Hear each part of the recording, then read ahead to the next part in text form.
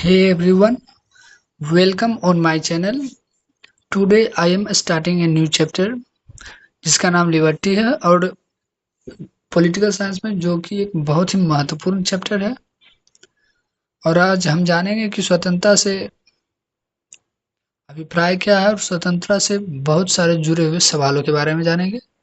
तो अंत तक बने रहिए क्योंकि बहुत कुछ सीखने को मिलेगा। सबसे पहले हम जानेंगे कि लिबर्टी अर्थात स्वतंत्रता ये फ्रीडम का सिनोनिम्स है अर्थात पर्यायवाची शब्द है। लिबर्टी अच्छा लिबर्टी को हम वास्तविकता में कितना एंजॉय कर रहे हैं। लिबर्टी जैसे है कि हमें पूरी तरीके से नहीं मिल रही है। हमें कुछ करना है, कुछ निर्णय लेना है, तो किस हद तक हम निर्णय ले पाते हैं। सरकार हम पे किसी भी सामाजिक कार्य में क्यों रोक लगाती है। मतलब जैसे कि मान लीजिए पब्लिक प्लेस पे स्मोक करने का हमें नहीं है, हम अपने रूम में कुछ भी कर सकते हैं, तो ये सब लिबर्टी के अंदर ही आता है। और किस हद तक कुछ भी करने का चीज़ कहाँ तक करना है, ये सब लिबर्टी के अंदर ही आता है। तो सबसे पहले तो लिबर्टी के बारे में जानेंगे कि इसका मेन स्वतंत्रता की अवधारणा राजनीतिक दर्शन के का एक बहुत ही महत्वपूर्ण सिद्धांत है। लिबर्टी को हम कभी-कभी लिबरलिज्म के सिद्धांत से भी जानते हैं। लिबर्टी जो है खैर इसका डेवलपमेंट पढ़ लेते हैं कि लिबर्टी का डेवलपमेंट कहाँ से हुआ, विकास कहाँ से हुआ। इसके डेवलपमेंट में बोले तो इसका इतिहास बहुत ही पुराना है। प्राचीन युग की बात करें तो उस समय बहुत सारे विचारक आए, अपना-अपना विभिन्न-विभिन्न प्रकार के अपना-अपना विचार प्रकट किया। तो उस समय उन्होंने बहुत सारी चीज़ें बताई, जैसे कि प्राचीन काल में होता क्या था कि प्राचीन काल खैर राजतंत्र का काल कहा जाता है। राजतंत्र का काल भी था और राजतंत्र का काल होने के कारण उस समय राजा को प्रजा जो है राजा को पिता के समान समझती थी। तो पिता के समान समझती थी, उसके कारण होता क्या था कि कोई भी प्रजा जो है राजा के विरुद्ध बोल नहीं सकता था, ना ही उसे अधिकार था। तो उस समय क्या था कि व्यक्ति की स्वतंत्रता जो थी वो सीमित थी। और इसके कारण होता क्या था, मेनली एक चीज उस समय फायदेमंद था कि राजा जो है न्याय का इच्छुक था। मतलब उसको रहता था कि हम प्रजा के प्रति न्याय करें। और खैर देखें तो भारत में जो है यूनान में भी और भारत में भी प्रजातंत्र की स्थापना बहुत पहले हो गई थी।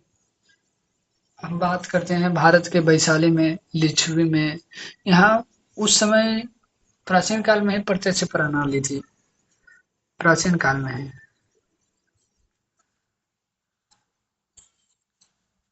और लिच्छवी में भी थी। और खैर उसमें उस समय नागरिकों को स्वतंत्रता जो थी, मेन कारण उस समय यह था कि गुलामी होता था। तो उस समय दिक्कत यही था कि गुलामी होता था, तो इसके कारण स्वतंत्रता हम कह सकते हैं कि स्वतंत्रता तो नहीं ही थी। प्रत्यक्ष प्रणाली इसलिए बोल रहे हैं क्योंकि उस समय एक राजा जो था वो न्याय करता था। इसके कारण हम कह सकते हैं कि वो अपना भर न्याय करता था, इसके कारण प्रत्यक्ष प्रणाली थी। मध्य युग की बात करें तो इस समय का राजा जो थे, मतलब उस समय क्या थे कि ये लोग कह सकते हो आध्यात्मिक ज्यादा हो गए थे। अब आध्यात्मिक हो गए थे तो इनका हुआ कि जनता के बारे में भूल गए। ये भूल गए कि जनता को का भी ख्याल रखना है। उसके कारण क्या हुआ, मतलब बहुत ही ज्यादा रुचि ले लिए थे आध्यात्मिक में। तो उसके बाद बहुत सारे धर्म विचारक भी आए। वो उन्होंने अपने धर्म के बंधनों के बारे में किया कि मतलब जो भी धर्म विचारक आए तो राजाओं को सोचा कि ये सत्ता पे बैठे हुए हैं तो इसको किसी तरह यहाँ से धर्म में अपना बाँधते हैं। तो फिर मेन था राजा जो थे वो सब निरंकुश सत्ता को स्थापित करना चाहते थे। तो इसलिए जो भी धर्म विचारक आए तो उन्होंने सोचा कि राजा को बाँधेंगे अपने धर्म में, तो इससे होगा क्या कि निरंकुश शासन है, वो सत्ता जो है वो स्थापित नहीं हो पाएगा। तो उसके बाद धर्म सुधार और पुनर्जागरण का जन्म हुआ, उसके बाद से है। तो मेनली इसका जो समय था 15वीं शताब्दी से 17वीं शताब्दी के इस समय को पुनर्जागरण का काल कहा जाता है। इस समय जो है व्यक्ति जो थे विचार केंद्र का था, मतलब उस समय व्यक्ति को समझ में आने लगा था कि क्या करना है, अब कैसे करना है। तो उस समय धीरे-धीरे क्या हो गया था, सभी चीज़ों को नापा-तोला जाने लगा था, मतलब मापदंड आ गया था कि भाई न्याय क्या होता है, ये क्या होता है, उस समय मानवता क्या होता है। तो धीरे-धीरे लोग उस समय एक नया मतलब मानवता को अपनाने लगे। एक अलग सा स्वतंत्रता के बारे में विचार करने लगे थे। उस समय फिर धीरे-धीरे स्कॉलर आए, थिंकर आए। 19वीं शताब्दी में जॉन स्टुअर्ट मिल, उन्होंने व्यक्तिगत स्वतंत्रता को बढ़ावा दिया। फिर उसके बाद भी बहुत सारे आए, मतलब कह सकते हैं हम। जेम्स मिल के बारे में पहले कहें तो ऑन लिबर्टी पे उन्होंने अपनी निबंध भी लिखा है स्वतंत्रता के बारे में। फिर उन्होंने खैर गौर इस व्यक्तिगत अपने शरीर और मस्तिष्क का स्वामी के बारे में डेवलप किया था कि मतलब पर्सनल लिबर्टी के बारे में उन्होंने ज़्यादा बात की थी। फिर उसके बाद सेल्फ रिगार्डिंग के बारे में भी उन्होंने बताया कि राज्य जो है व्यक्तिगत स्वतंत्रता में जितना कम से कम हस्तक्षेप हो सके, कम से कम करे। और 18वीं 19वीं 20वीं शताब्दी में देखें तो अनेक आदर्श विचारक आए। टी.एच. ग्रीन, लॉस्की, वार्कर और लॉक, स्पेंसर, एडम स्मिथ, बहुत सारे प्रमुख नाम हैं। अब आते हैं हम लिबर्टी का जन्म कहाँ से हुआ, अर्थात ये कहाँ से शब्द से आया है। लिबर्टी खैर लैटिन भाषा लिबर से बना है, जिसका अर्थ होता है प्रतिबंधों का अभाव, लैक ऑफ रिस्ट्रिक्शन या एब्सेंस ऑफ रिस्ट्रिक्शन भी बोल सकते हैं। तो लिबर्टी का डेफिनेशन जो है थॉमस होब्स ने अपने बुक लेवियथन में बताया था, 1651 में ये पब्लिश हुई थी। इसके चैप्टर नंबर 21 में उन्होंने लिखा है कि liberty means the absence of restaurant या एब्सेंस ऑफ रिस्ट्रिक्शन, प्रतिबंधों का ना होना या बंधनों का ना होना, प्रतिबंधों का अभाव कर सकते हैं। उन्होंने यह भी लिखा था कि वह व्यक्ति ही फ्री है जो जिसपे किसी प्रकार का मतलब जहाँ पे कानून नहीं है तो वही व्यक्ति फ्री है। तो उनका एक चीज था कि मतलब उन्होंने दर्शाया कि डूइंग वन विशेष मतलब कोई भी व्यक्ति के अंदर इच्छा होनी चाहिए कि हमको करना क्या है। और पहला बात, दूसरा बात, उसे उस व्यक्ति को कोई रोकने वाला नहीं हो कि जो वो करना चाह रहे तो उसे कोई रोकने वाला नहीं हो। और तीसरा हैज एबिलिटी टू डू, उसके पास क्षमता होना चाहिए, जो करना चाह रहा है उसके लिए क्षमता होना चाहिए। पहली तो इच्छा क्या है, दूसरी रोकने वाला नहीं हो, और तीसरा उसके अंदर क्षमता होनी चाहिए जो क्या करना है उससे उसके लिए। अब डूइंग विशेष, अब हमारी इच्छा है कि हमें कुछ करना है। इच्छा पूरा कब होगा, जहाँ कानून नहीं रहेगा वहां पे, तो वेयर लॉ इज साइलेंट, जहाँ कानून नहीं रहेगा। दूसरा विदाउट हिंड्रेंस, बिना रोके। अब बिना रोके हो गया तो अब ऐसे में तो कोई जब तक कुछ भी करोगे, कुछ भी इच्छा जाएगा तो कुछ भी करोगे। अगर कोई रोकेगा नहीं तो कुछ भी हो सकता है, मतलब मर्डर भी हो सकता है, ये सब कुछ भी हो सकता है। तो जरूरी है कि वहाँ लो रहे, तो इसके लिए लो अगर रहा तो वहाँ व्यक्ति कोई रोकने वाला नहीं रहेगा। तो यहाँ भी लो इज हिंड्रेंस, यहाँ लो क्या कर रहा है, इसको रोक रहा है, उस व्यक्ति को रोक रहा है कुछ करने के लिए। Has ability to do, has ability to do की बात करें तो कोई व्यक्ति अगर वीक है या लेजी है, आलसी है, कमजोर है, तो वो व्यक्ति क्या है कि वो कर नहीं पाएगा। फिर कर नहीं पाएगा तो फिर कोई फायदा नहीं कि उसकी इच्छा क्या है और रुकावट क्या है। मान लो कि अगर तुम्हें दे दिया जाए कि उस तुम्हारे मान लो इच्छा है कि हम उसको मारें, तो तुम्हारा विश है। तो ये क्या है, इसमें अगर मान लो तुम कहोगे कि हम हाँ, मेरे पास एनर्जी नहीं है करने के लिए उस चीज को, तो वो फिर तुम्हारा रुकावट हो जा रहा है। थॉमस होब्स का मानना यह था कि कोई भी व्यक्ति जो है, कोई भी व्यक्ति अपना कार्य दो कारण से कर रहा है। एक फियर की वजह से, डर की वजह से, और दूसरा नेसेसिटी, जरूरत की वजह से। अब डर और जरूरत क्या है, जैसे कि मान लो एक एग्जांपल देते हैं कि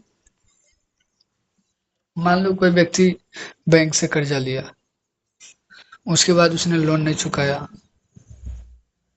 तो उसको क्या है कि लोन नहीं चुकाया तो बैंक वाला क्या करेगा कि कार्रवाई जो है वो करेगा। उसके बाद उसको क्या है, लोन चुकाने के लिए या तो अपना घर बेचना पड़ेगा, या उससे उसके लिए कुछ साल की जेल भी हो सकता है।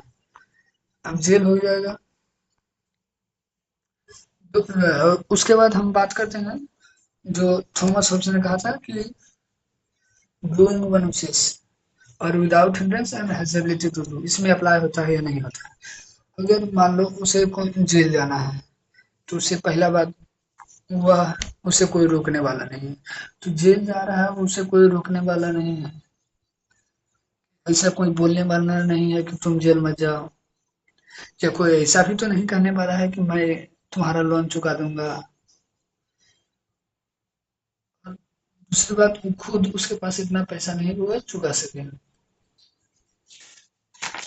इस सब के कारण क्या है कि व्यक्ति अपना डर और जरूरतों के कारण अपना खुद का बचाव करता है, इसलिए सेल्फ प्रिजर्वेटिव कहा गया है कि यहाँ पे अपना व्यक्ति जो है कोई भी कार्य डर या जरूरत की वजह से करता है। मेन आते हैं कि उनके लिए, थॉमस होब्स के लिए फेलियर क्या था, मतलब उन्होंने कुछ चीजों पे चर्चा नहीं की थी उनके लिए, जो कि बहुत बड़ी फेलियर थी। जैसे कि मान लो हम एक एग्जांपल देखते हैं कि एक स्टूडेंट है, और एक स्टूडेंट है, उसका क्या है कि वो चाह रहा है, मतलब तैयारी नहीं किया है, एग्जाम है उसका नेक्स्ट डे, और वो तैयारी नहीं किया है, और वो तैयारी नहीं किया, और उसका क्या है कि वो कहना चाह रहा है कि मैंने तैयार भी नहीं किया है, अगर मैं एग्जाम में इस बार पास नहीं होगा तो क्या है कि मेरा फ्यूचर स्पॉइल हो जाएगा, मेरा बर्बाद हो जाएगा। तो मैं चाहता हूँ कि मैं फेल भी नहीं हूँ और ना ही मेरा फ्यूचर बर्बाद हो। पहला बात, एक जो डर है उसको सता रहा है कि मैं एग्जाम में फेल हो जाऊंगा, फेल इन एग्जाम, फियर यहाँ हो रहा है। दूसरा, उसका नेसेसिटी है। जरूरत क्या है, जरूरत ये है कि उससे उसका, अगर वह एग्जाम में पास हो जाता है तो उसका फ्यूचर जो है स्पॉइल नहीं होगा, फ्यूचर स्पॉइल नहीं होगा। यहाँ दोनों फियर एंड नेसेसिटी दोनों काम कर रहा है। तो थॉमस होब्स का ये तो ठीक था कि चलो फियर नेसेसिटी, उन्होंने दो चीजों के बारे में बताया कि कोई भी व्यक्ति को कार्य करने के लिए या तो वह किस कारण से करते हैं, या तो डर के कारण से या तो जरूरत के कारण से। लेकिन उन्होंने यह नहीं बताया, मान लीजिए कल को वह बच्चा एग्जाम में चीट किया, जाहिर सी बात है अब चीट करेगा, तो चीट करेगा तो जाहिर सी बात है उसका नंबर जो है वो ज्यादा आएगा। अब नंबर ज्यादा आया तो रैंक क्लास में अच्छा आएगा उसका। अब रैंक आया तो जाहिर सी बात है कि उसने बिना पढ़े, मान लो सेकेंड या फर्स्ट जो भी आ गया, बिना पढ़े वो आ गया। तो अब सवाल ये खड़ा होता है, जो लड़का पढ़ रहा था, जो लड़का मेहनत करके पढ़ रहा है, उसका रैंक फिर भी छूट जाएगा। ये लड़का मेहनत कर रहा है, फिर उसका रैंक पीछे हो जाएगा, और पीछे हो जाएगा तो यहीं पे एक सवाल खड़ा हो जाता है कि क्या चीटिंग करते वक़्त जो हमने निर्णय लिया, या सॉरी, चीटिंग करते वक़्त ना, जब हम डर के वक़्त जो हमने निर्णय लिया, वो कितना सही था? क्योंकि हमने चीटिंग किया, अच्छे रैंक आए, लेकिन उससे दूसरे को नुकसान हुआ। जो लड़का मेहनत कर रहा था, जो विद्यार्थी मेहनत कर रहा था, उसका रैंक पीछे हो गया। तो फिर उसका मेहनत में उसका रैंक पीछे हो गया, तो फिर उसका मेहनत बेकार हो गया। तो फिर यहाँ से होप्स के लिए सवाल पैदा हो जाता है कि नो, होप्स ने सर्कमस्टांसेस के बारे में नहीं बताया, मतलब कि परिस्थिति कैसी रहेगी उस पर चर्चा उन्होंने नहीं किया। मटेरियल एग्जिस्ट, अर्थात उन्होंने यह नहीं बताया कि किस किस चीजों की जरूरत पड़ सकती है, इसके बारे में इन्होंने चर्चा नहीं किया है, जो कि थॉम्स के लिए फेलियर साबित होता है। फिर आते हैं जॉन लोग, जिन्हें कि फादर ऑफ लिबरलिज्म भी कहा जाता है, अर्थात उदारतावाद का जनक। ऑन लिबर्टी, जॉन लोक ने अपने किताब में ऑन लिबर्टी, उनका किताब था, तो उसमें उनका कहना था कि खैर वो होब्स के पूरे विपरीत थे। तो उनका मानना यह था कि बिना कानून के लिबर्टी है ही नहीं, लो ग्रांटेड लिबर्टी। उनका यह मानना था कि बिना कानून के लिबर्टी है ही नहीं, लो है तभी लिबर्टी है।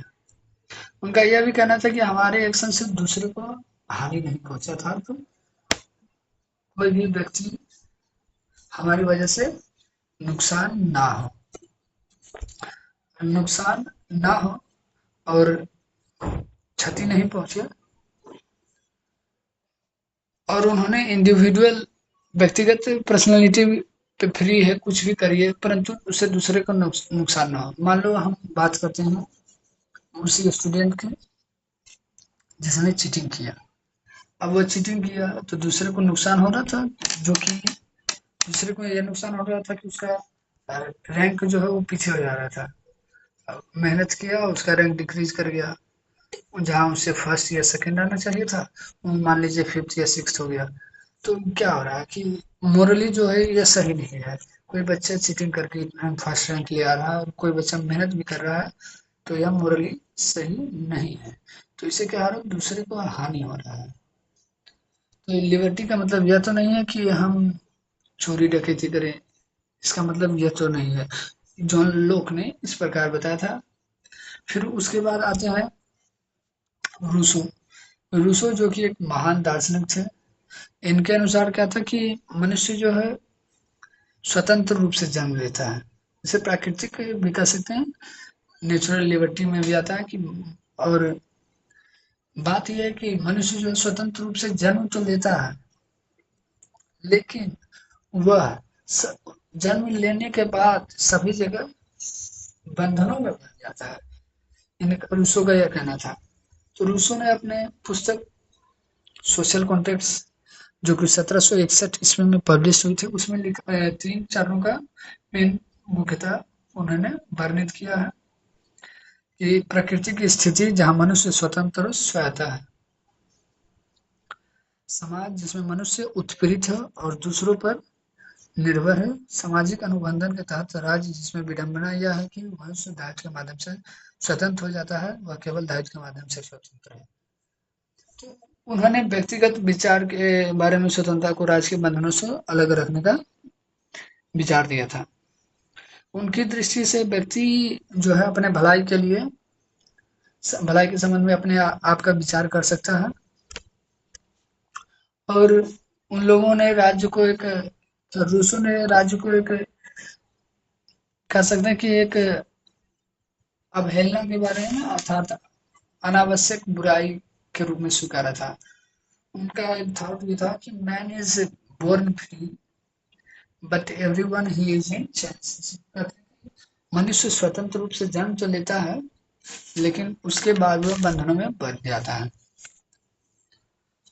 उनका मानना यह भी था कि राज्य को है क्या कि कम से कम हस्तक्षेप करे और जितना कम से कम हो व्यक्ति के कार्यों में कम से कम हस्तक्षेप करे। फिर जानेंगे कि स्वतंत्रता का मतलब क्या है।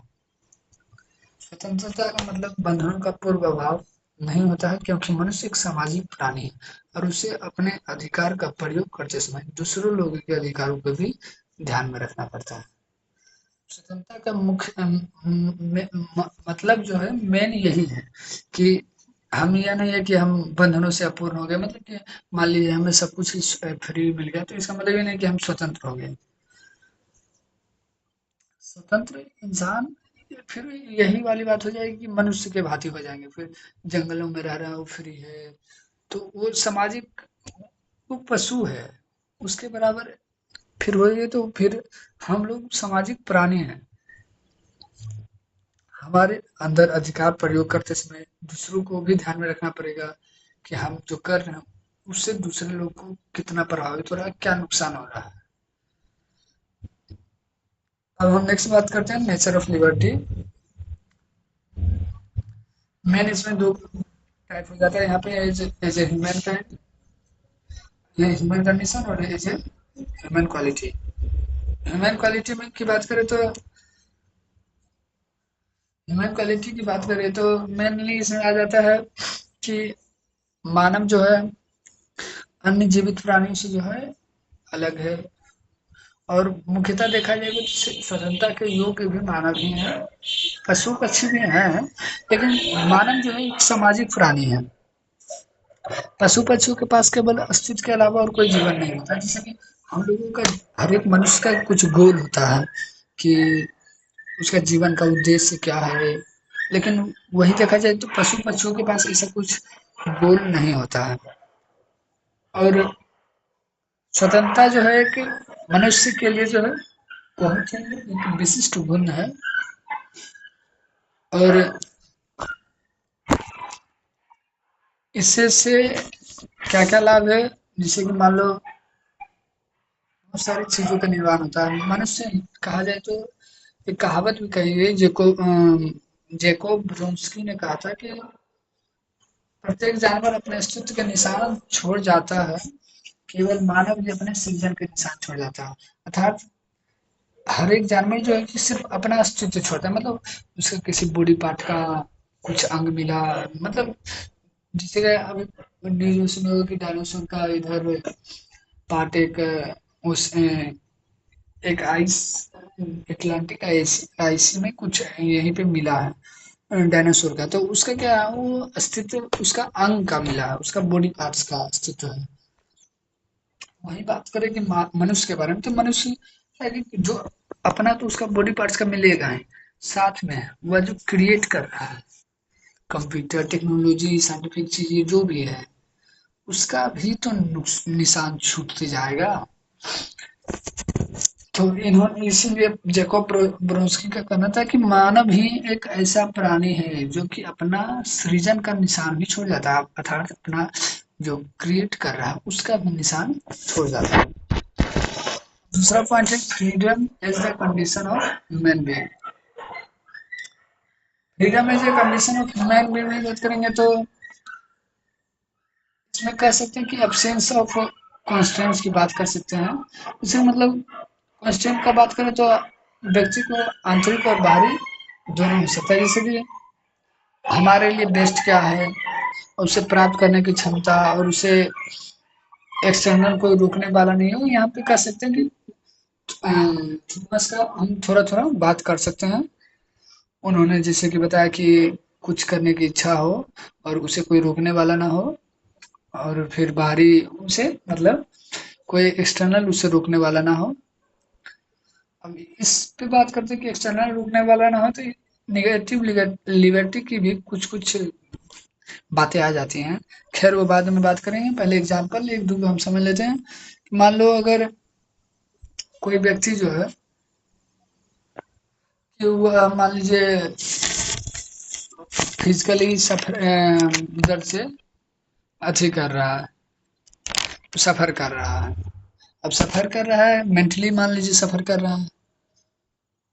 अब मेंटली कोई व्यक्ति मान लो सफर कर रहा है या पेशेंट है, कोई बीमार है, तो क्या होता है कि उस समय होता क्या है कि बहुत सारी चीजें पसंद नहीं आते हैं। ना सही से खाना व्यक्ति खा पाता है, ना कुछ सही से कर पाता है। तो मेन क्या है कि मेंटली डिस्टर्ब हो जाने के बाद हो क्या जाता है कि खैर मैंने एक सेंसिटिव प्राणी भी है, मतलब तर्कसंगत प्राणी है। इसे फीलिंग्स है, इसमें फीलिंग है, तो उसके पास फीलिंग्स है, भूख लगता है, प्यास लगता है, तो ये जाहिर करता है। तो इसमें कहा यही गया है कि राज्य जो है अपने सकारात्मक स्वतंत्रता सुनिश्चित करने की कोशिश करता है। जैसे कि मान लीजिए हमें कुछ जरूरत है, तो राज्य उसमें दे सकता है आके। अब लिबर्टी का बात करें तो लिबर्टी जो है, अंततः बात करते हैं लिबर्टी का, तो लिबर्टी जो है सामाजिक परिवर्तन के पीछे एक ताकत है, अर्थात फोर्स बिहाइंड सोशल चेंज। जो समाज में परिवर्तन आ रहा है, तो उसके पीछे अगर कोई फोर्स लग रहा है तो वो लिबर्टी है। अगर हम कुछ डिमांड कर रहे हैं सरकार से, तो उसका कारण लिबर्टी है। और कह सकते हैं एक आवाज है अन्याय के खिलाफ, और यह एक आवाज है वैसे पशु कीमतों के नियमों के विरुद्ध जो इंसान के लिए नहीं है। अर्थात कुछ वैसा नियम सरकार के द्वारा जो लगाई गई हो, जो कि पशुओं के भांति हो, तो उसको उसको दबाने के लिए हमें क्या है, लिबर्टी स्वतंत्रता के बल पर ही हम उसको दबा सकते हैं। खैर बात करें फॉर्म्स ऑफ लिबर्टी, स्वतंत्रता के रूप। सबसे पहले इसमें बात करते हैं कि हेराल्ड लोस्की जो है, हेराल्ड लोस्की के अनुसार स्वतंत्रता उस वातावरण को बनाए रखने की उत्सुकता है जिसमें लोगों को अपने सर्वोत्कृष्ट स्वरूप के विकास का अवसर मिलता हो। उसका उनका एक बुक भी था, द ग्रामर ऑफ पॉलिटिक्स, जो कि 1925 में लिखा गया। लिबर्टी इन मॉडर्न स्टेट 1930 में, the state in theory and practice 1931 में। हेराल्ड लोस्की का, खैर उनका जन्म हुआ था 1893 और मृत्यु 1950 में हुई थी। और उन्हीं ने फॉर्म्स ऑफ लिबर्टी, अब बात करेंगे हेराल्ड लोस्की के अनुसार जो ये स्वतंत्रता का रूप है, उस पर बात करेंगे। पहला है नेचुरल लिबर्टी, अर्थात प्राकृतिक स्वतंत्रता। प्राकृतिक स्वतंत्रता, पर्सनल लिबर्टी व्यक्तिगत स्वतंत्रता, सिविल लिबर्टी नागरिक स्वतंत्रता, पॉलिटिकल लिबर्टी राजनीतिक स्वतंत्रता, इकोनॉमिक लिबर्टी आर्थिक स्वतंत्रता, मोरल लिबर्टी नैतिक स्वतंत्रता। प्राकृतिक स्वतंत्रता क्या होता है पहले हम ये समझ लेते हैं। मान लीजिए कि एक तरह से देखा जाए, बोलचाल की भाषा में देखो तो प्राकृतिक स्वतंत्रता का मतलब है मनमानी करना। लेकिन मनमानी हम कर रहे हैं तो समाज में तो ये चीज संभव है नहीं। राज के तरफ से देखा जाए तो राज की उत्पत्ति से पहले प्राकृतिक अवस्था की स्वतंत्रता है। जैसे कि मान लीजिए मनुष्य जो है, अभी जस्ट हमने पढ़ा था कि मनुष्य का जन्म जो है स्वतंत्र रूप से होता है, उसके बाद वह आकर बंधनों में बन जाता है। तो यही यहाँ पे आ जाएगा कि मनुष्य स्वतंत्र रूप से जन्म तो लेता है, लेकिन प्राकृतिक स्वतंत्रता है। बाद में समाज के अंतर्गत उसकी स्वतंत्रता जो है सीमित हो जाती है।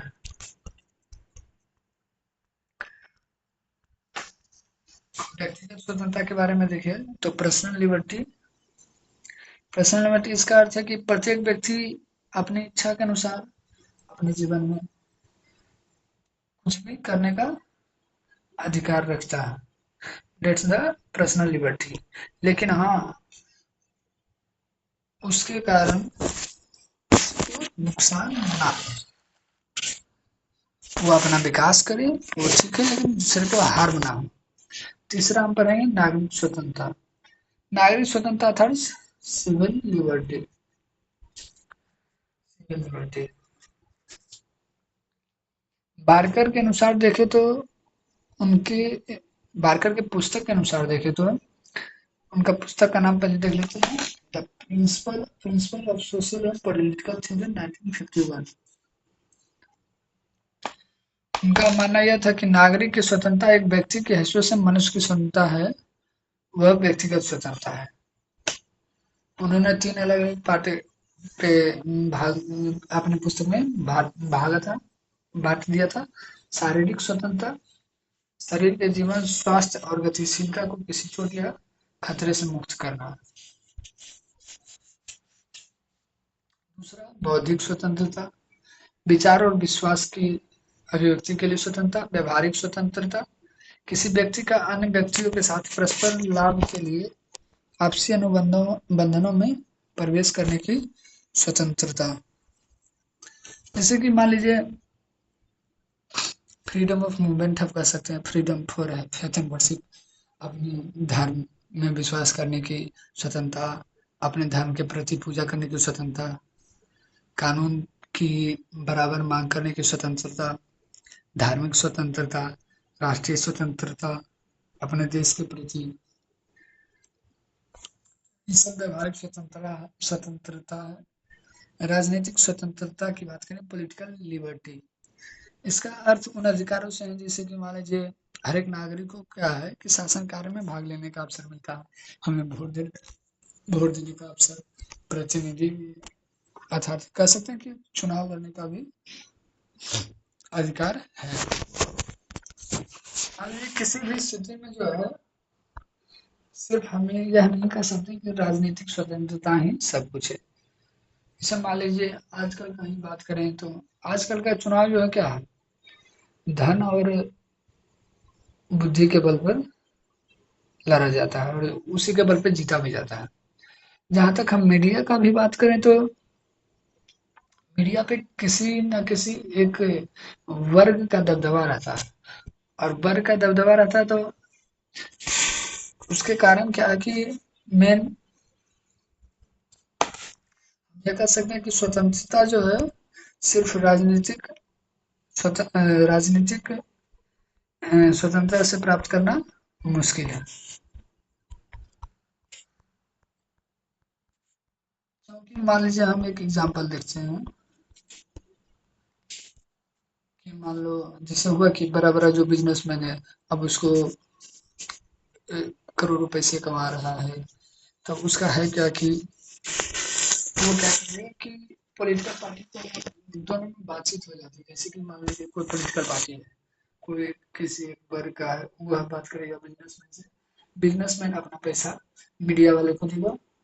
अब मीडिया को पैसा देकर क्या करेगा, उसको मैनिपुलेट करेगा कि एक तुम सिर्फ हमारी पार्टी के लिए समाचार दिखाओगे, और इससे क्या होगा कि वह विशेष वर्ग जो है जीत जाएगा। अब जीत गया तो फिर क्या होगा, बिजनेसमैन अब क्या करेगा, उस जीत जाने के बाद जो पार्टी है, जो विशेष वर्ग का पार्टी है, वो जीता किसकी वजह से, बिजनेसमैन ने पैसा लगाया उसकी वजह से। बिजनेसमैन ने इसको जिताया क्यों, ताकि इसका व्यापार हो सके और इसको भी अपना सत्ता में आ सके। तो इसमें इन दोनों का फायदा है। और तीसरा एक फायदा और है मीडिया का। मीडिया का भी उतना ही फायदा है क्योंकि मीडिया को भी पैसों से खरीदा गया था, तो मीडिया का भी इसमें फायदा है।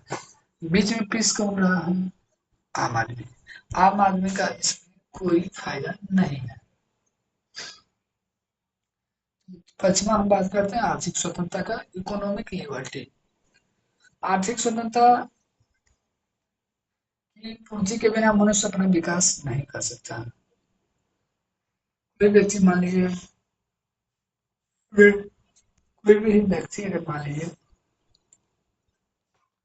अपना सही से भोजन नहीं कर पा रहा, ना ही वह कपड़े सही से पहन पा रहा है, ना ही वह कुछ कार्य कर पा रहा है जिससे कि उसका दैनिक जीवन चल सके, तो क्या है कि उसके लिए क्या करती है कि इसमें स्टेट आगे आती है। अब स्टेट आई आगे तो क्या करेगी कि हर एक चीज को न्यूनतम दर पर लोगों के लिए लेवल करवा देती है। मान लीजिए हो गया या ट्रांसपोर्ट हो गया। ट्रांसपोर्ट में देखिए मतलब सरकारी बस जो होता है या सरकारी वाहन जो भी होता है, उसमें बहुत ही कम पैसा लगता है। एकदम लगता है पैसा, लेकिन एक न्यूनतम दर पर लगता है। भोजन को ही देख लीजिए या कुछ की भी व्यवस्था हो, तो उसमें क्या है, सरकार जब आ जाती है तो सब्सिडाइज्ड रेट हो जाता है, एक न्यूनतम मूल्य फिक्स हो गया। वास्तव में देखें तो आर्थिक स्वतंत्रता जो है एक बहुत ही पेचीदा मुद्दा है। कारण इसका यह है कि इसका कारण यह है कि जैसे कि मान लीजिए कोई व्यापारी है और कोई उपभोक्ता है और कोई डीलर है बीच में जो पैसे मतलब मीडिएटर उसको बोल सकते हैं, जो कि उपभोक्ता से उपभोक्ता तक सामान पहुंचा रहा है और डीलर व्यापारी से लेके। मान लीजिए दिक्कत कहाँ-कहाँ आता है, आर्थिक स्वतंत्रता का देखिए मेन दिक्कत दिक्कत आता है व्यापारी और उपभोक्ता के बीच, मकान मालिक और किराए के बीच, किराएदार के बीच। इसमें होता क्या है कि एक व्यक्ति जो है वह अधिकतम लाभ खोज रहा है, मकान मालिक को क्या है, वह सोचेगा कि हमको ज़्यादा से ज़्यादा पैसा चाहिए, तो अधिक लाभ सोच रहा है। और किराएदार को क्या है, वह सोचेगा कि हमको जितना से जितना कम पैसा लगे। वही है व्यापारी और उपभोक्ता के बीच है। व्यापारी भी सोचेगा कि हम मार्केट में अच्छे-अच्छे दाम पर मतलब पैसा अच्छा कमाएँ। और उपभोक्ता क्या कंज्यूमर क्या कस्टमर, हम लोग क्या सोचेंगे कि जितना कम से कम पैसे में मिल जाए। तो ये क्या है ना, एक आर्थिक स्वतंत्रता के बीच का ही मुद्दा है।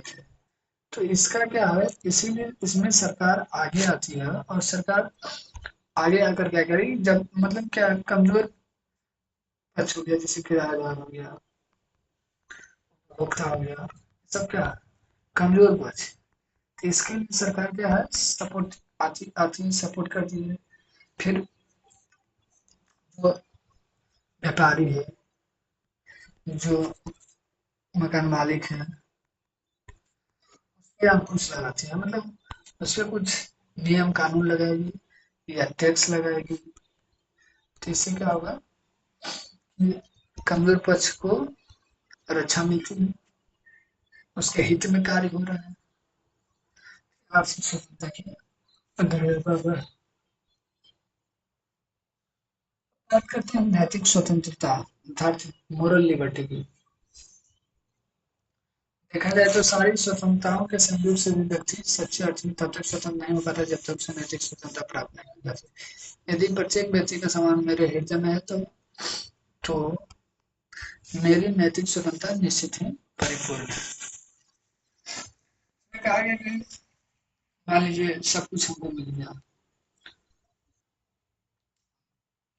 कई चीज है, पर्सनली हमको कुछ ठीक है, लेकिन मान लीजिए हम आपका रिस्पेक्ट ही नहीं कर रहे हैं, मेरे दिल में रिस्पेक्ट आपके प्रति ही नहीं है, तो कोई फायदा नहीं। आप खूब इकोनॉमिकली इकोनॉमिक लिबर्टी आप ठीक है, आर्थिक स्वतंत्र है आप ठीक है, पर्सनल स्वतंत्र है आप ठीक है, आप व्यक्तिगत स्वतंत्र है, आप नागरिक स्वतंत्र है, वोट देने का अधिकार है, तो उससे क्या हो जाएगा, जब तक आपको दूसरे के प्रति सम्मान नहीं दिखेगा तब तक नैतिक स्वतंत्रता का मतलब है तब तक कुछ भी। उसका कहने का मतलब है कि आप सब कुछ प्राप्त कर लें, लेकिन आपने कुछ भी नहीं प्राप्त किया, क्योंकि आपके अंदर नैतिक स्वतंत्रता मोरल दूसरे के प्रति है ही नहीं। हम सबसे पहले बात करेंगे negative and positive liberty. Negative and positive liberty mainly खैर इसका दो पॉइंट है। एक तो पहले हम एक शॉर्ट स्टोरी की बात करते हैं, अटलांटिक चादर। ये है क्या, अटलांटिक चादर की शुरुआत होती है, इसका प्रारंभ सेकंड वर्ल्ड वार से होता है। सेकंड वर्ल्ड वार में तो 1939 और 1945 1945 वर्ल्ड वॉर सेकेंड में क्या युद्ध जब चल रहा था, संयुक्त राज्य अमेरिका और यूनाइटेड स्टेट के बीच, उस समय मेनली हुआ क्या था कि दुनिया को वो बताना चाह रहे थे कि हम युद्ध क्यों लड़ रहे हैं। तो उन्होंने 1941 में युद्ध के लक्षणों के बारे में, हम युद्ध क्यों लड़ रहे हैं, उन्होंने एक घोषणा पत्र लिखा था जिसका नाम है एटलांटिक चार्टर। उसमें उन्होंने, उनका मेन कारण था कि इससे क्या होगा कि स्वतंत्रता और न्याय की स्थापना होगी।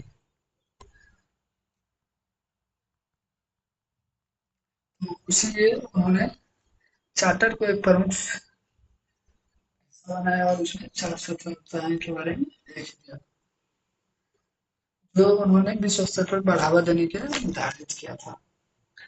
4 स्वतंत्रताएं हैं, कौन डिस्कस कर लेते हैं। Freedom of speech, freedom of worship, freedom from fear and freedom from war. Freedom of speech है क्या? फ्रीडम ऑफ स्पीच बात कर लेते हैं। व्यक्ति उसमें क्या कि बिना डरे अपना राय रख सके, अपना विचार व्यक्त कर सके, तो फ्रीडम ऑफ स्पीच हो गया।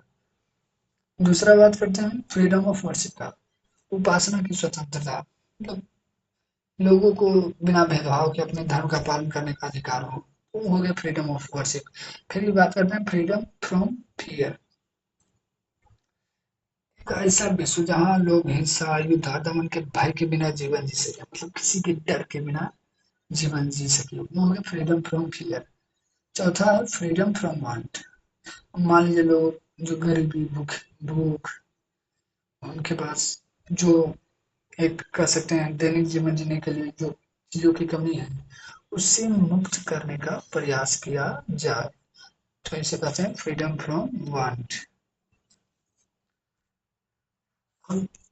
मेन क्या था कि उन्होंने फ्रीडम ऑफ स्पीच और फ्रीडम ऑफ वर्शिप को नकारात्मक निगेटिव लिबर्टी बोल सकते हैं, निगेटिव लिबर्टी के पक्ष में रखा था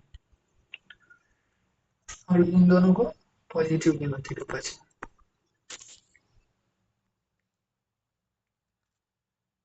निगेटिव लिबर्टी में है क्या कि राज्य का कम से कम हस्तक्षेप हो और राज्य का है जो भी भूमिका इसमें मांग करती है, उसमें यानी व्यक्ति को अपनी स्वतंत्रता का उपयोग करने वाले जो भी उसका बाधाओं को दूर करेगी, सब पॉजिटिव लिबर्टी में आता है। निगेटिव और पॉजिटिव लिबर्टी में अब ये हम नहीं बोलेंगे कि निगेटिव जो है लिबर्टी है पॉजिटिव लिबर्टी का विपरीत है, ऐसा बिल्कुल नहीं है। वास्तव में कह सकते हैं कि ये जो ये दोनों जो है निगेटिव लिबर्टी और पॉजिटिव लिबर्टी एक सिक्का के दो पहलू, या हम कह सकते हैं कि एक ये एक दोनों का पूरक है, अर्थात अगर एक ये है तो दूसरा ये है, अगर एक ये है तो दूसरा ये लाइन है, तो ये दोनों का पूरक है। आज हम ये भी कह सकते हैं कि दोनों के बिना एक दूसरे के बिना अधूरा भी है। नेगेटिव और पॉजिटिव लिबर्टी एक दूसरे का विपरीत नहीं है बल्कि एक दूसरे का पूरक है। इजाया बर्लिन, इजाया बर्लिन,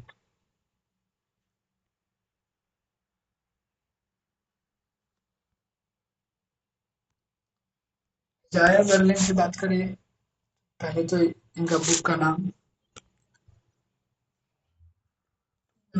ऑफ लिबर्टी, जो कि उन्होंने 1958 में पब्लिश हुआ था। जब इसमें उन्होंने एक नया टर्म दिया था, मतलब एक नया रूप से निगेटिव और पॉजिटिव लिबर्टी को बताया। निगेटिव लिबर्टी के बारे में उनका मानना था कि फ्रीडम फ्रॉम, अर्थात तो स्वतंत्रता से, और सकारात्मक स्वतंत्रता के बारे में उनका कहना था कि फ्रीडम टू कुछ करने की स्वतंत्रता हो। एक एग्जाम्पल लेते हैं कि महाद्वीपीय यूरोप में वहाँ क्या है कि वहाँ के लोगों को मानव तभी कहा जाता है जब वहाँ का व्यक्ति को चयन या पसंद करने की स्वतंत्रता हो, तब वहाँ के लोगों को मानव कहा जाता है। स्वतंत्रता के रूप के बारे में पढ़ लेते हैं, नकारात्मक और सकारात्मक। नकारात्मक में बहुत सारे विचारक आते हैं जिसमें लोग Spencer, Mill, Ricardo, de Tocqueville, Lord Acton, Adam Smith आदि प्रमुख व्यक्तियों के नाम होते हैं जिन्होंने अपने अपने विचार व्यक्त किया था और अपने पुस्तक भी इसमें लिखा है। सकारात्मक की बात करें तो सकारात्मक स्वतंत्रता में अनेक विचारक उसमें भी आते हैं, लोस्की, टी.एच. ग्रीन, कीन्स, गेटेल और भी हैं जो कि प्रमुख नाम आते हैं जिन्होंने अपने बुक में सकारात्मक स्वतंत्रता के बारे में निबंध लिखा है, अर्थात बताया है उन्होंने अपने उसके बारे में। नकारात्मक स्वतंत्रता के बारे में बात करी तो लोग का कहना था, पहले लोग का बुक के बारे में जानना था, टू ट्रूथ्स ऑन गवर्नमेंट 1619।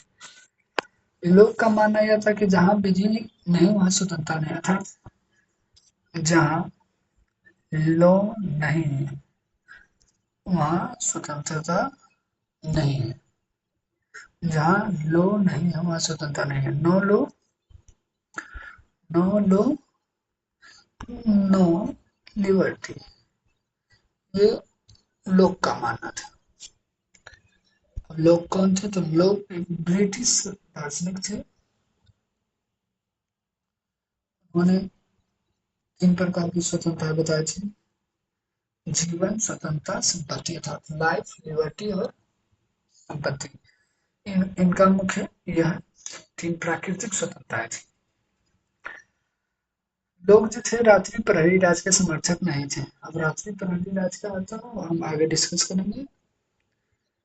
उसके बाद आते हैं स्पेंसर।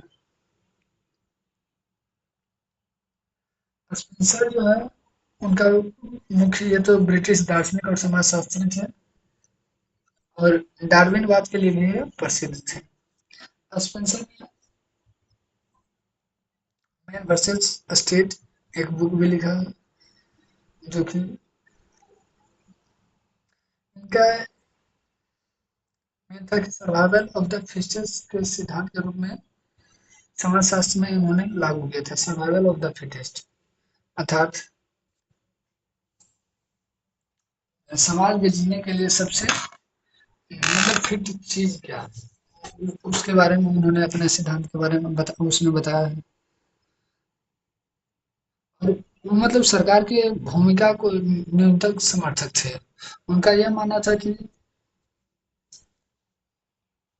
सरकार जो है व्यक्तिगत स्वतंत्रता में जितना कम से कम हो सके वह हस्तक्षेप करे। स्त्री को जो है पर्सनल फ्रीडम में हस्तक्षेप करने का अधिकार कितना है उन्होंने इस बारे में भी बताया। रात्रि प्रहरी राज के रूप में भी संदर्भित किया जाता है। इसके बारे में बोला जाता है कि रात्रि प्रहरी राज है क्या। रात्रि प्रहरी राज का मेन क्या था कि रात्रि प्रहरी राज की बात करें तो रात्रि प्रहरी राज का तीन कार्य मुख्य होता था। कार्य था बाहरी आक्रमणों से सुरक्षा करना, बाहरी आक्रमणों से सुरक्षा करना। कार्य था राज्य में शांति लाना, राज्य में शांति व व्यवस्था बनाए रखना।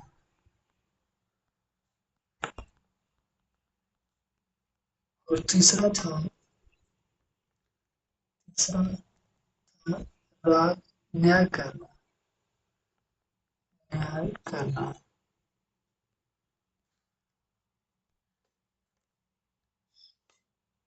और उनमें रात्रि प्रहरी राज जो है लोक कल्याणकारी राज का ठीक विपरीत है। मतलब लोक कल्याणकारी राज हो जाता है अलग चीज और रात्रि प्रहरी राज अलग हो जाता है। अब इसके बाद आते हैं तीसरे एडम स्मिथ, उनकी बात करते हैं। एक प्रमुख स्कोटिक अर्थशास्त्री और दार्शनिक थे, जिन्हें आधुनिक शास्त्र का जनक भी कहा जाता है। इनका जन्म भी लिख लेते हैं, 5 जून 1723 को हुआ था एडम स्मिथ का जन्म। उनकी प्रमुख प्रमुख पुस्तकों में से द वेल्थ ऑफ नेशन एक बहुत ही महत्वपूर्ण है। वेल्थ ऑफ नेशन जो कि 1776 ईस्वी में इन्होंने यह बुक पब्लिश हुई थी। इनका फेमस क्वाट जो है, एक स्वतंत्र अर्थव्यवस्था में हर व्यक्ति को अपनी रुचियों का पीछा करने की अनुमति होनी चाहिए, बशर्ते कि वे दूसरों को हानि ना पहुंचाएं। अर्थात देखा जाए तो पर्सनल लिबर्टी की ही बातें करते हैं, लेकिन उसमें क्या है कि दूसरे को नुकसान ना पहुंचे। वे आर्थिक क्षेत्र में हस्तक्षेपवादी के समर्थक थे, अर्थात उन्होंने लेस फायर के बारे में भी बात की है। लेस फेयर के बारे में, लेस फेयर है क्या? तो लेस फेयर हस्तक्षेप रहित या स्वतंत्र व्यापार है। इसका मतलब है कि सरकारी हस्तक्षेप के बिना बाजार को स्वायत्त रूप से काम करने की अनुमति दी जाए। लेस फेयर के डेविड रिकार्डो भी आते हैं, माल्थस भी आते हैं, वो भी इसके समर्थक थे। अब लेस फेयर में होता क्या है कि मैं हस्तक्षेप रहित था, तो हस्तक्षेप बाद अर्थात इसमें सरकार जो है कि वह हस्तक्षेप नहीं कर सकती, करेगी भी तो तक, अर्थात वह हस्तक्षेप करेगी भी तो एक हद तक, अर्थात जिसे भी टैक्स ले सकती है, उसका वो उतना उससे ज्यादा वो हस्तक्षेप नहीं कर सकती है। खैर लीज फायर की बात करें तो लीज फायर एक फ्रांसीसी शब्द है, जिसका अर्थ होता है जैसा चल रहा है चलने दो, जैसा चल रहा है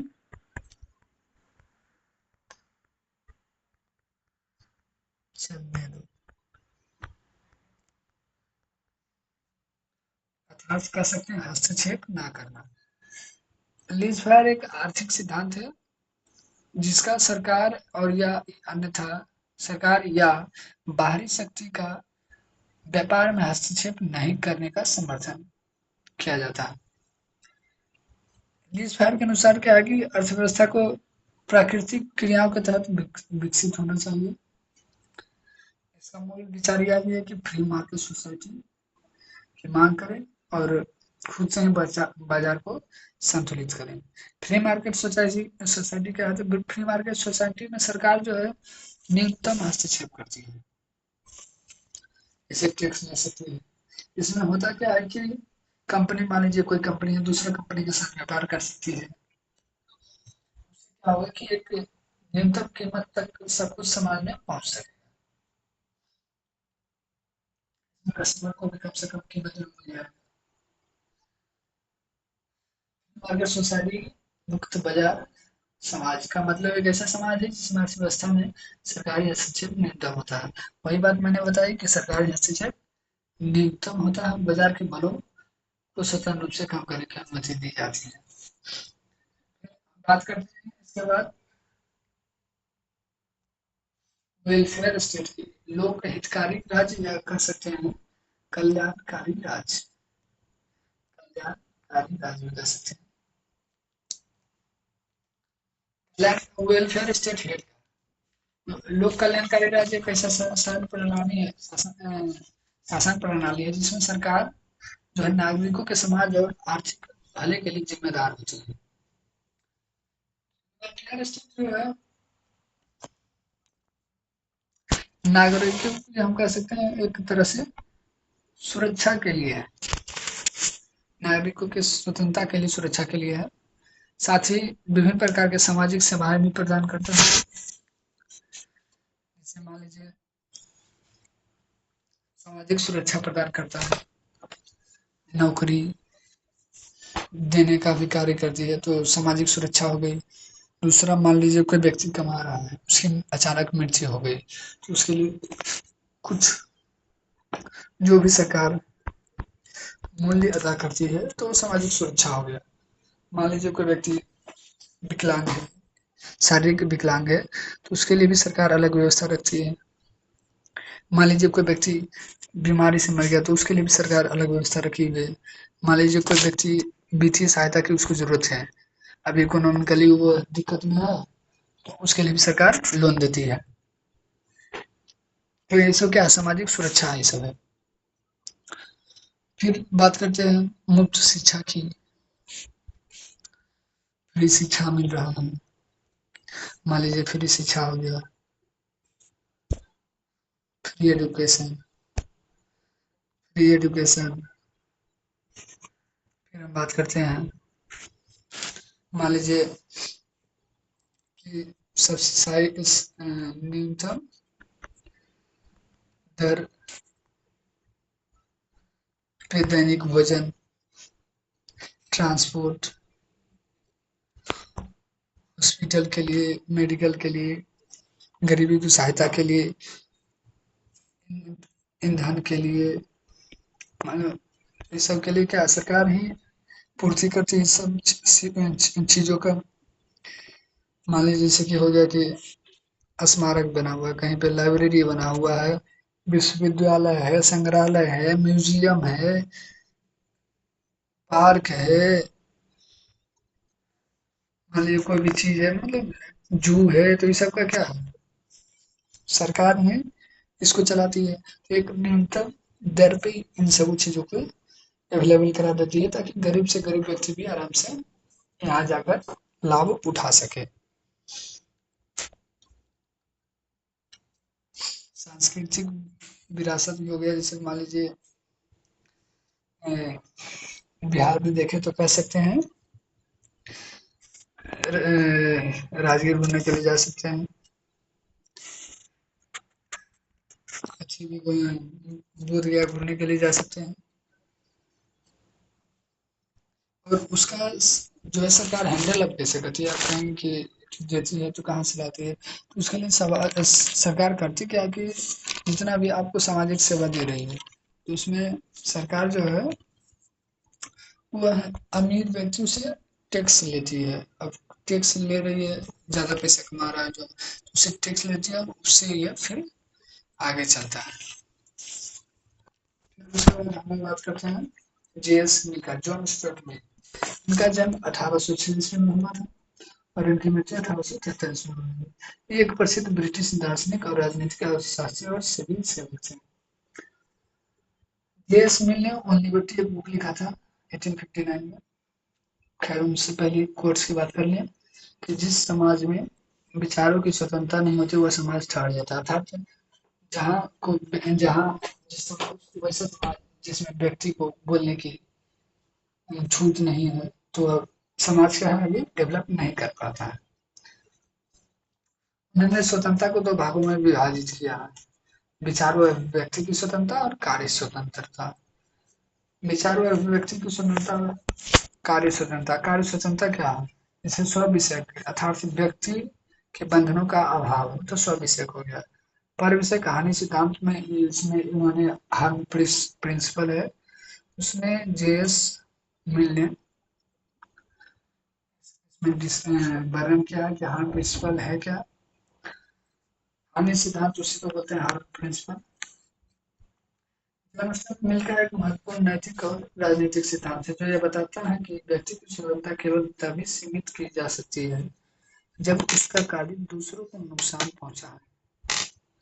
इस सिद्धांत का उद्देश्य यह सुनिश्चित करना है कि सरकार या समाज केवल उसी स्थिति में किसी व्यक्ति की स्वतंत्रता पर अंकुश लगाए जब उसे दूसरे व्यक्तियों को हानि हो सकती है। बात करें तो इसमें क्या है कि ऑल ओवर देखा जाए तो व्यक्तिगत स्वतंत्रता की बात करें कि अपनी इच्छानुसार कार्य करने का स्वतंत्रता हो, तो उसे कार्य किसी और को हानि नहीं पहुंचाए, सरकार इसमें हस्तक्षेप नहीं करे, जब किसी व्यक्तियों की गतिविधियों से किसी अन्य लोगों को शारीरिक मानसिक हानि होने का संभावना ना हो। व्यक्ति को अपने प्रति हानिकारक कार्य करने का अधिकार है, लेकिन जब तक यह दूसरों को प्रभावित नहीं कर सकता है। कोई व्यक्ति मान लीजिए पब्लिक प्लेस पर स्मोक कर रहा है, तो इससे क्या होगी, दूसरे अगर वहाँ बगल में कोई खड़ा है तो उसको भी नुकसान हो रहा है, तो ये सब करने का आज़ादी नहीं है क्योंकि वो पब्लिक प्लेस पे है। उससे दूसरों को भी नुकसान पहुंच सकता है, तो उससे उस पर प्रतिबंध लगा दिया जाता है। अब बात करते हैं डेविड रिकार्डो की, जो कि नेगेटिव लिबर्टी के भी समर्थक थे। उसका 1 मिनट हानि सिद्धांत, जेएस मिल का कुछ और पॉइंट्स बचा हुआ। जेएस मिल कार्य स्वतंत्रता, इनका फेमस कोट्स लिख लिए ना। हाँ चलिए, तो एक पॉइंट और लिख लेते हैं। बारकर ने उन्होंने बताया था कि मिल जो है, मिल के बारे में उन्होंने बोला था कि मिल जो है खोखली स्वतंत्रता का मसीहा है। खोखली स्वतंत्रता का मसीहा मिल, बारकर ने अपने एक्सप्लेन किया अपने बुक में। अब बात करते हैं डेविड रिकार्डो की। डेविड रिकार्डो का जन्म 1772 से ईस्वी में हुआ और मृत्यु 1823 ईस्वी में हुई। एक प्रसिद्ध ब्रिटिश अर्थशास्त्री थे। उनका फेमस बुक जो है on the principle of political economy and taxation, जो कि 1817 ईस्वी में पब्लिश हुई थी। इस पुस्तक में रिकार्डो ने आर्थिक सिद्धांत, कंपैरेटिव एडवांटेज के बारे में बताया, सापेक्ष लाभ अच्छा कह सकते हैं, और किराए के बारे में भी उन्होंने विस्तार से बताया है, अर्थात मुक्त व्यापार, श्रम सिद्धांत, वही कार्य किराया हो गया। और मेन इनका फेमस क्वार्ट्स क्या है कि स्वतंत्रता का अर्थ अन्य को नुकसान पहुंचाए बिना अपनी मर्जी से जीने का अधिकार। अब निगेटिव लिबर्टी खत्म हो गया, अब हम बात करेंगे सकारात्मक स्वतंत्रता। सकारात्मक स्वतंत्रता का मतलब क्या है? इसका मतलब अर्थ मेनली होता है कि आत्म विकास के लिए वास्तविक अवसर, अर्थात अपने विकास के लिए वास्तविक अवसर मिल रहा है या नहीं मिल रहा है। गेटेल के अनुसार स्वतंत्रता का समाज में सिर्फ नकारात्मक स्वरूप ही नहीं वरन सकारात्मक स्वरूप भी है, अर्थात निगेटिव लिबर्टी ही नहीं होता है सिर्फ समाज में, पॉजिटिव लिबर्टी भी एग्जिस्ट करता है। इसमें आता है हेराल्ड जोसेफ लेस्की लोस्की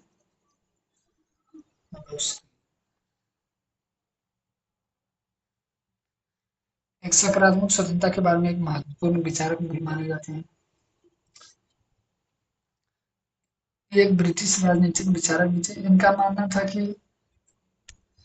मानना यह था कि स्वतंत्रता उस वातावरण को बनाए रखना है जिसमें व्यक्ति को अपने जीवन का सर्वोत्तम विकास करने की सुविधा हो। केवल यह कह देना कि राज्य किसी व्यक्ति के जीवन में हस्तक्षेप नहीं करेगा पर्याप्त नहीं है। स्वतंत्रता का मतलब यह भी व्यक्ति है कि हर व्यक्ति के पास शिक्षा, स्वास्थ्य, रोजगार जैसी बुनियादी सुविधाएं होनी चाहिए ताकि वो अपने जीवन के लक्ष्यों को हासिल कर सके। बस एक ग्रामर ऑफ पॉलिटिक्स एक प्रसिद्ध राजनीतिक सिद्धांत की पुस्तक है। इसमें इन्होंने अपने उसके बारे में डिस्कस किया कि सकारात्मक स्वतंत्रता किस प्रकार से वास्तव में उसका स्वरूप है। फिर आते हैं T H green. T H green Thomas green एक ब्रिटिश दार्शनिक और राजनीतिक विचारक थे, जिनका विचार इनका विचारधारा ब्रिटिश आदर्शवाद के विकास में महत्वपूर्ण भूमिका निभाई है। इनका फेमस क्वार्ट्स था कि स्वतंत्रता व सकारात्मक शक्ति या क्षमता है जिससे हम कुछ ऐसा कर सके या आनंद ले सके जो करने या आनंद लेने योग्य है, और भी दूसरों के साथ मिलकर। इससे यह दर्शाते हैं कि स्वतंत्रता केवल बाधाओं की अनुपस्थिति नहीं है, बल्कि महत्वपूर्ण कार्य और अनुभवों को साझा करने का भी क्षमता रखता है। इसका इंग्लिश में भी देख लेते हैं। Freedom is the positive power of और कैपेसिटी ऑफ डूइंग और एंजॉयिंग समथिंग वर्थ डूइंग और enjoying and that too something we do और डू एंजॉय विथ अदर्स, अर्थात स्वतंत्रता कुछ करने की, आनंद लेने के कार्य या आनंद लेने की सकारात्मक शक्ति या क्षमता है, और वह भी कुछ ऐसा जो हम दूसरों के साथ आनंद लेते हैं। इनका फेमस बुक है lectures on the principle of political obligation, जो कि 1882 में पब्लिश्ड हुई थी। इनमें उन्होंने पॉजिटिव लिबर्टी के बारे में अपने विचार मुख्य रूप से इसमें व्यक्त किया है। इसमें उन्होंने स्वतंत्रता, राज्य, समाज और व्यक्तिगत नैतिकता के बारे में के बीच के संबंधों के बारे में बताया है। तो चैप्टर जो है समाप्त होता है, लेकिन कुछ और विभिन्न विचारक थे जिसके बारे में हम बात कर लेते हैं। तो एक बात करते हैं प्लेटो के बारे में। प्लेटो की स्वतंत्रता के बारे में क्या राय था?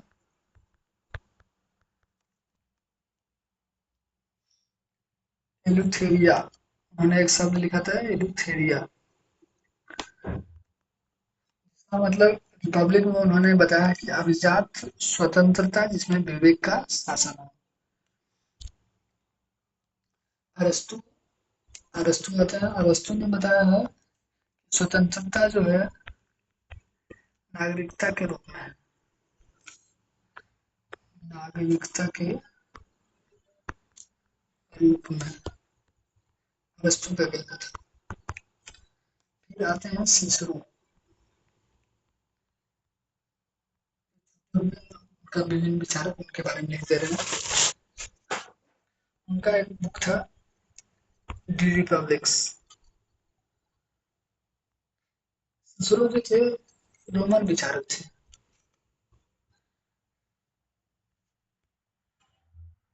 एक वो थे रोमन विचारक। उनका एक फेमस वर्ड्स था कि जैसा आप चुनते हैं,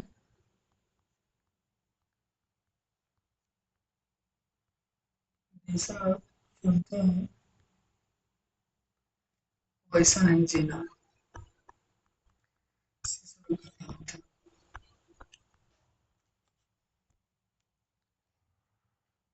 फिर रूसो बुक्स इन सब के बारे में डिस्कस करेंगे। फिर एक बेंथम का लिख लेते हैं। बेंथम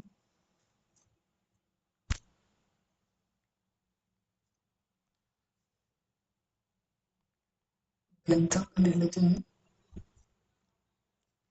बेंथम को फादर ऑफ उपयोगितावाद भी कहा जाता है। उपयोगितावाद के जनक।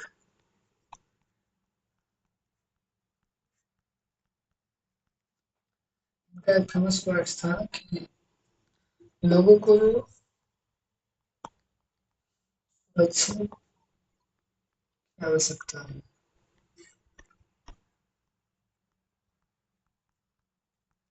ना कि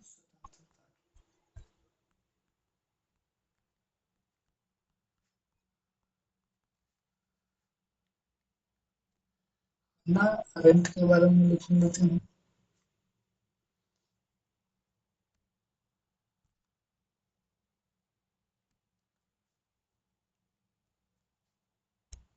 ना रेंट है। ना रेंट का बुक था ह्यूमन कंडीशन। ना रेंट का एक बुक था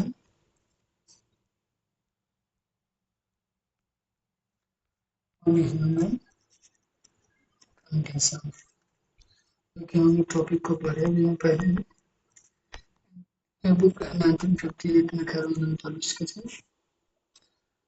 उनका कहना था कि श्रम व कार्य के बजाय श्रम व कार्य के बजाय आय के स्तर जीना। कार्य व आय के स्तर जीना।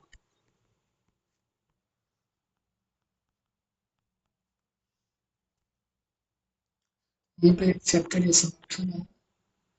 The end of the best